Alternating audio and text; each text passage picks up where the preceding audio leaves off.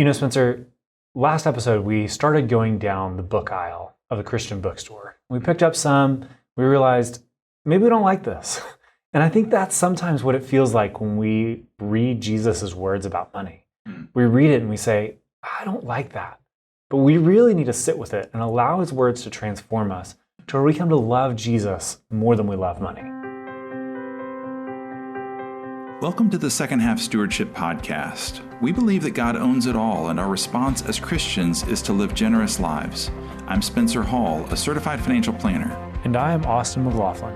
As former full-time missionaries in the United States and overseas, Spencer and I approach managing our personal finances through the lens of biblical stewardship. Journey with us as we explore how to be generous stewards of our money, time, relationships, gifts, and experiences.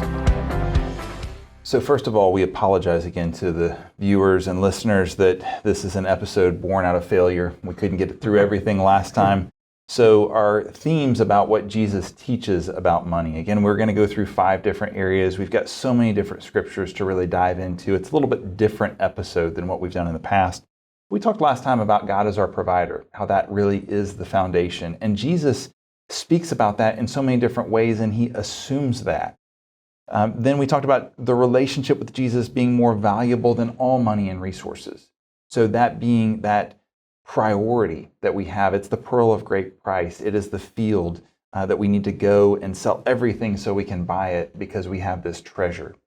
Then we talked, that third point was about our lives actually being exchanged lives. If those first 2 are true, and if we are just stewards of everything that God has given us, then he owns it all. Our lives are exchanged, and Jesus talks about that as well.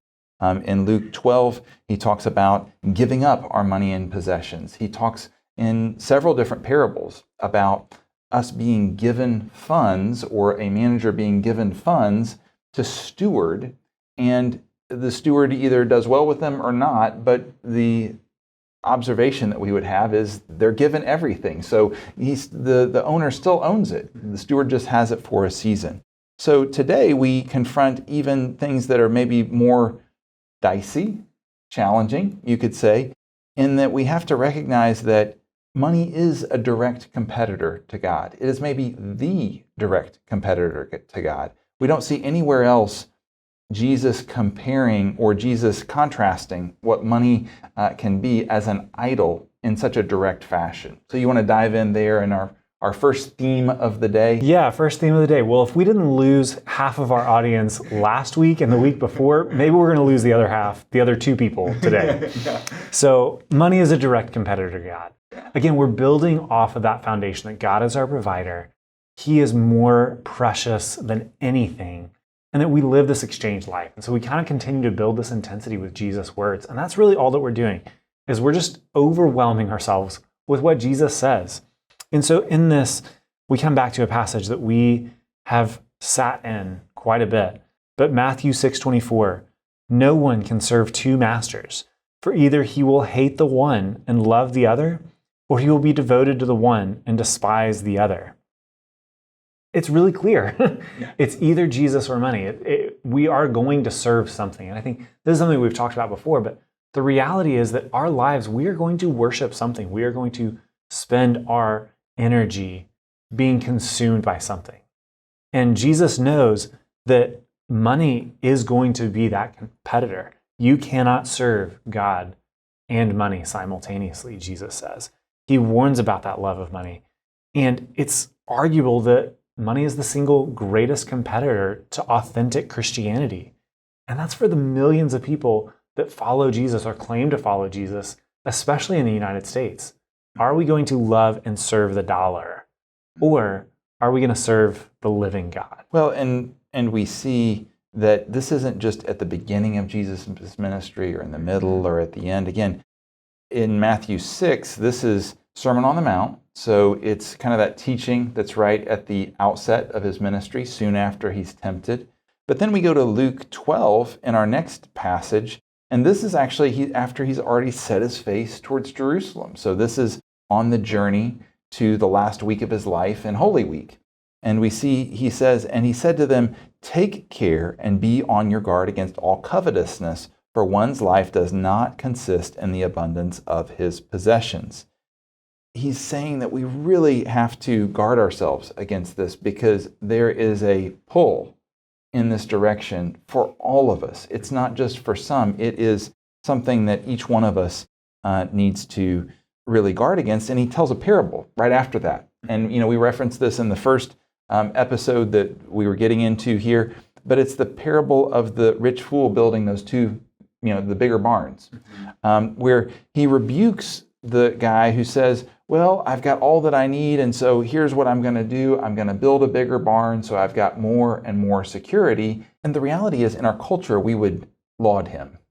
So many people, Christian and otherwise, would say, oh, well, he's just saving. He's doing exactly what maybe Proverbs says, in saving and saving and saving. He's the ant who is being diligent and storing away for winter. But there is a way that you can store too much. And there is a way that you can look to that material as something that is your provider or your safeguard there. So what are some of the other passages that we've got here? Yeah, let's jump over to Matthew chapter 19, verses 23 and 24. Again, we started Matthew in the Sermon on the Mount. Now we're getting towards that end of Jesus' life. And Matthew 21 is the triumphal entry. So this is right before he enters Jerusalem. Yeah. So he says, and Jesus said to his disciples, truly I say to you, only with difficulty will a rich person enter the kingdom of heaven. Again, I tell you, it is easier for a camel to go through the eye of the needle than for a rich person to enter the kingdom of God. Jesus is saying it's really hard for someone that has that surplus wealth, that's built that bigger barn, because they've said, I have provided for myself. That was the rich young ruler.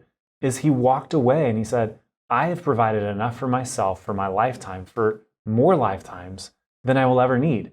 I can go back and do whatever I want to do. It's that focal point of myself rather than the telos of God and his kingdom, treasuring Christ. That's what Jesus is speaking to here. It's easier for a camel to go through the eye of the needle than a rich person to enter the kingdom because the rich person isn't focused on the kingdom. He's focused on himself and building that bigger barn. That wealth that will pass from generation to generation to generation that they don't need. And so they've built this substantial lifestyle for the glory of themselves, not for the glory of the Lord. And so we shift over a little bit in Jesus' words here when we even think about some of those parables that are so well known, and yet there's a component of riches, in here that oftentimes we just slide right by. And, we both go to Old North Abbey, Anglican Church, and we have this liturgy that we go through certain passages every 3 years in being taught on Sundays. And so there's a nice natural flow in that we do actually get to hit on a lot of passages that speak about riches, that Jesus speaks directly, about them. And we get to hear, our pastors, priests be able to speak into that in homilies. But this one in particular struck me in reading it the last couple of weeks because I hadn't really grappled with the deceitfulness of riches, in this. And so it's Mark 4, 18 and 19. And Jesus is talking about the state of the heart and those that have a posture that have good soil versus not so good soil. And he said, and others are the ones sown among thorns. So again, he's talked about those sown that would be on the path, and then in rocky areas, and then among thorns. This is that third one. They hear the word, but the cares of the world and the deceitfulness of riches and the desire for other things enter in and choke the word, and it proves unfruitful. And it just struck me so much. He's talking about the deceitfulness of riches right here. He's talking about the desire for other things enter in and choke the word.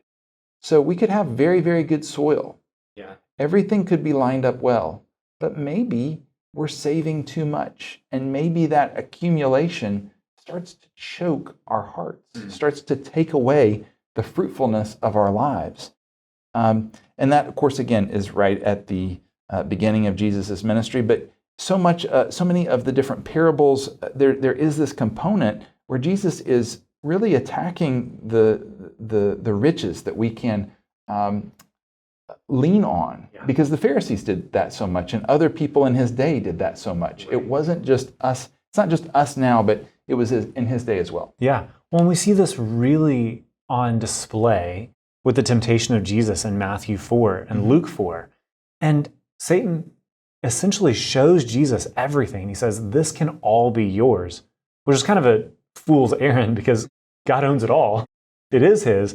But he says, I will give you everything. And Jesus' response is, no, what I need is the word of God. And spiritual sustenance ultimately takes priority over Jesus' physical needs. Satan's trying to tempt him and lure him with these physical things. And Jesus recognizes and says, no, I need the Father. I need intimacy with the Father. I don't need this world and what it provides. That's fleeting. It's not the end. And Christians really need to be aware of the allure of possessions and the possessions' temptation that they have at the expense of our own spiritual destiny. Well, and this can show up even in subtle ways, where we think that we're doing the right thing. So, we see this in Matthew 6, verses 1 through 4, in giving to the needy. It says, beware of practicing your righteousness before other people in order to be seen by them, for then you will have no reward from your Father who is in heaven. He's saying, even if you get it right, you can still get it wrong. Even if you make gifts over there, if your heart is in the wrong spot, if you're just trying to get power, if you're trying to have the acclaim of men, and that's oftentimes what the Pharisees, were up to there, is they made their gifts, you've missed it entirely. So we've got to be careful. There's all kinds of different ways that money can lure us and tempt us, and maybe we could say, okay, well, I'll be able to save this and invest this, and maybe my investments will do better, and I'll give it away in 5 years than what this other institution could do. There's all kinds of temptations, that we have. But we have to really, I think, come back to this, again, this idea. Money is a direct competitor to God. It's not just morally neutral. It can be used for good. We recognize that. But on the balance, it's like storing up, food in a room.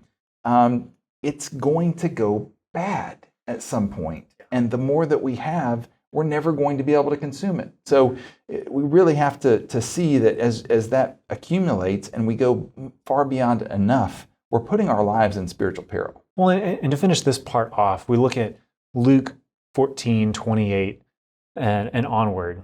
And really, when we think about this passage, it's one where Jesus talks about wanting to build a tower, sit down and count the cost and all that, and then prepare and be ready for building that tower. And I think this one can often get skewed of like, oh, know what you need to do. But Jesus isn't saying that. He's saying you need to count the cost of following me. Are you really willing to take these steps that I deem necessary? Are you willing to lay down your life like we talked about in the last episode, the pearl of great treasure? Are you willing to lay everything aside and follow me? Or like we talked about as well last episode, are you willing to take up your cross and follow me? It's not going to be easy. It's going to be countercultural. We're going to have to swim in different waters. We're going to have to swim upstream. We might have family members, if we have kids that are thinking they're going to receive an inheritance from us, or parents that think, I put you through college. Why are you giving all of your money away? There's going to be pressures on us that we need to say, is following Jesus worth taking his word and saying, this is what is good and true and beautiful, and I will choose to follow Jesus more than build a bigger barn for myself. So, Spencer, we want to finish off with maybe some of the hardest passages that Jesus talks about. If you thought it was hard, we're just going to keep pressing in because we think it's important to embrace all of what Jesus says. So our fifth theme, God wants us to use his money to care for the poor and share his love for others. So we've already seen building these bigger barns for ourselves is detrimental to our spiritual health. So what does that mean we do with it? Well, it's time to give it away. It's time to give it to the people that are in the most need. And oftentimes I struggle with that because I don't like to give money away. Right. And I don't especially like to give money away to people that I think don't deserve it. And that's what's hard. And so I think we need to wrestle with, okay, what does Jesus truly say about, okay, if we're not supposed to build bigger barns for ourselves, what do we do?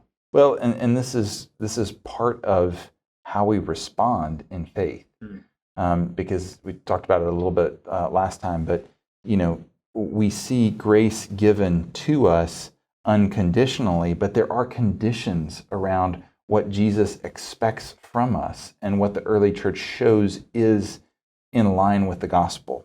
And so this ends up being, one of those core parts of the early church, core parts of disciples following Jesus. So we see that from just the first part of his teaching, Matthew 5, the Beatitudes. We have Jesus tempted in Matthew 4, and then boom, he launches in. Here's his teaching, and he starts by showing that God cares for those poor and downcast. And I think it would be an overstatement to say that he's only talking about those who are in material poverty, but it would be also an error to say that he's also not addressing that, because we see this here, and we also see it in the Sermon on the Plains in Luke, that are kind of parallel passages here in many ways. So he cares deeply for the poor and the downcast, and the countercultural lifestyles commended in the Beatitudes, they have to be lived out in full view of the world. So we're not, on the one hand, we're not, trumpeting our own work as though it is something that is our own righteousness, but at the same time, we do it we need to be doing it in full view. That's what he's saying. Yeah. Well, and then we go on to Matthew 25, verses 41 to 46. And Jesus says here, "Then he will say to those on his left, 'Depart from me, you cursed, into the eternal fire prepared for the devil and his angels. For I was hungry, and you gave me no food. I was thirsty, and you gave me no drink. I was a stranger, and you did not welcome me. Naked, and you did not clothe me. Sick and in prison, and you did not visit me.' Then they will also answer, saying, 'Lord, when did we see you hungry or thirsty or a stranger or naked or sick or in prison and not minister to you?' Then he will answer them, saying, 'Truly I say to you, as you did not do it to one of the least of these, you did not do it to me.' And these will go away into the eternal punishment, but the righteous into eternal life." And Jesus takes this, and it's really poignant. He's saying you have to care for the sick, the poor, the needy. People that don't have clothes are not just spiritually unclothed here. It really means taking care of the most vulnerable. We've come back to this several times. We seek the flourishing of all humanity. And the most poor and the most destitute oftentimes need the most aid. Well, and we go to this and we say it's all, the driver here is love. The driver here is care.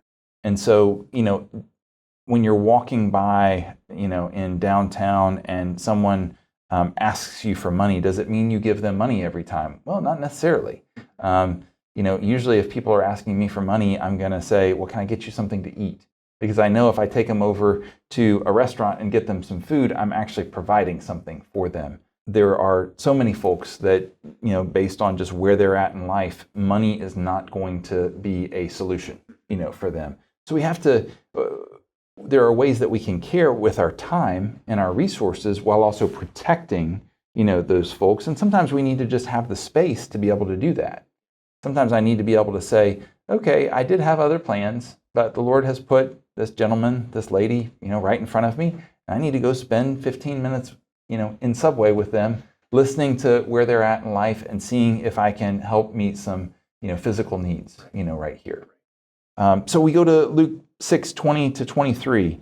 And this is where, again, it's the Sermon on the Plains. So we kind of bookended Jesus' life in Matthew there. First his teaching, right as he was getting into ministry. And then right at the end of his life, end of his ministry, when he's in Holy Week in Matthew 25, we can see the same thing in Luke. Sermon on the Plain. He lifted up his disciples, his eyes on his disciples in Luke 6, and said, "Blessed are you who are poor, for yours is the kingdom of God. Blessed are you who are hungry now, for you shall be satisfied. Blessed are you who weep now, for you shall laugh. Blessed are you when people hate you, and when they exclude you and revile you, and spurn your name as evil on account of the Son of Man. Rejoice in that day and leap for joy, for behold, your reward is great in heaven, for so their fathers did to the prophets." And so there's this teaching even that Jesus is saying, actually, if you're poor, there are things that you're going to be able to see spiritually that the rich can't see. that people who are content can't see. This doesn't necessarily mean, he's not necessarily saying, hey, I want you to be poor right here, but he's saying, blessed are you if this is your circumstance. You may not see that you're blessed, but indeed you actually are, because you can see more of me than some other people can. What's that next passage in Luke that we wanted to unpack there, Austin? Yeah, so the next one we want to come to the middle of Luke, and it's Luke 11, 5-8, and it says, and he said to them, which of you has a friend will go to him at midnight and say to him, friend, lend me 3 loaves, for a friend of mine has arrived on a journey, and I have nothing to set before him. And he will answer from within, do not bother me. The door is now shut, and my children are with me in bed. I cannot get up and give you anything. I tell you, though he will not get up and give him anything because he is a friend, yet because of his impudence, he will rise and give him whatever he needs. Again, part of this is just meeting those basic needs of people that are in need, whether it's friends or relatives or the poor. We've talked about in previous episodes of what are those concentric circles of need that you can give to people. And we're really at the edge of the circle here when we think about giving to the world. We first want to give to our church, then to people spreading the gospel, and then to people in need. But we have to have money to be able to do these things, to not forsake when our brothers have need. And again, we come back to what Jesus is saying, and it's the justice of God is to dispense for his people the needs that they have. Justice means looking out for those who are vulnerable. Well, and we see this in John as well. John 2, 3-17 says, the Passover of the Jews was at hand, and Jesus went up to Jerusalem. In the temple, he found those who were selling oxen and sheep and pigeons and the money changers sitting there. And making a whip of cords, he drove them all out of the temple with the sheep and oxen. And he poured out the coins of the money changers and overturned their tables. He told those who sold the pigeons, take these things away. Do not make my Father's house a house of trade. His disciples remembered that it was written, zeal for your house will consume me. And this is, again, Jesus just protecting the weak. He's saying, you were supposed to make this a place that's holy, that is worshipful towards God, that is inclining our hearts towards him. And what you're actually doing is you're just making a buck off the poor guy here. And of course, the folks who were trading there made money on all kinds of different people, but still it's vile that they're making money chiefly on the poor here. You know, I think at the end of the day, this takes wisdom. In Matthew 5:42, again, we're back in Sermon on the Mount. Jesus says, give to the one who begs from you and do not refuse one who would borrow from you. And the reality here is we see in the early church how this is lived out. All of the people brought the money to the central church, and the church dispensed it out. And so there was really this movement through trusted people. And we see this in the early church that all throughout the first centuries, that there would be a way to give for those short-term needs. But they never wanted to be a place where it was just short-term needs were met over and over.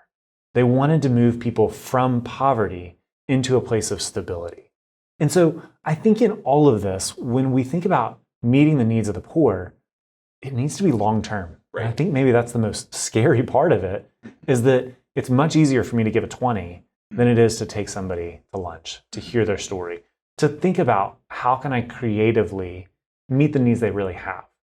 Yes, there are immediate needs, but what does it mean to enter a gospel story with this person and seek their long-term flourishing? And that's really what Jesus is going for. Are you willing to sacrifice for the vulnerable? Are you willing to take what you would normally spend on yourself and go move into relationship and pursue the flourishing of somebody that has a need? And so I think when we think about giving to the poor in these words of Christ, we need to take on the reality that this is not simple. This is taxing. It is hard. And I think as we finish this episode out, as we come back to these 5 themes that Jesus talked about, God is our provider. If he's our provider, he provides time, he provides money, he provides everything that we need. So let's be a conduit of that. God should be our end, our telos, the source of our intimacy. He needs to be more valuable than all of our resources. Then we think we live an exchange life. Money is a direct competitor to God, and Jesus cares a lot about the poor. So if those 5 things are true, what does that mean for us and how do we live? I think it means really grappling and wrestling with, God, what do you want me to do with my money? Which is really your money, because God owns it all. So how do I be a conduit of that grace to a world around me? Well, we hope that you've enjoyed the last couple of episodes. It's been challenging for us, for sure, as we've grappled with these elements. If you have questions or want to reach out to us, we'd love to interact with you. And with that, hope you have a great remainder of the week. Take care. If you found this episode valuable, share it with a friend and subscribe on your favorite podcast platform so that you don't miss the next episode. This content was provided by Second Half Stewardship. We are in Knoxville, Tennessee, and you can visit our website at www.secondhalfstewardship.com. The information in this recording is intended for general educational and informational purposes only and should not be construed as investment advisory, financial planning, legal, tax, or other professional advice based on your specific situation. Please consult your professional advisor before taking any action based on its contents.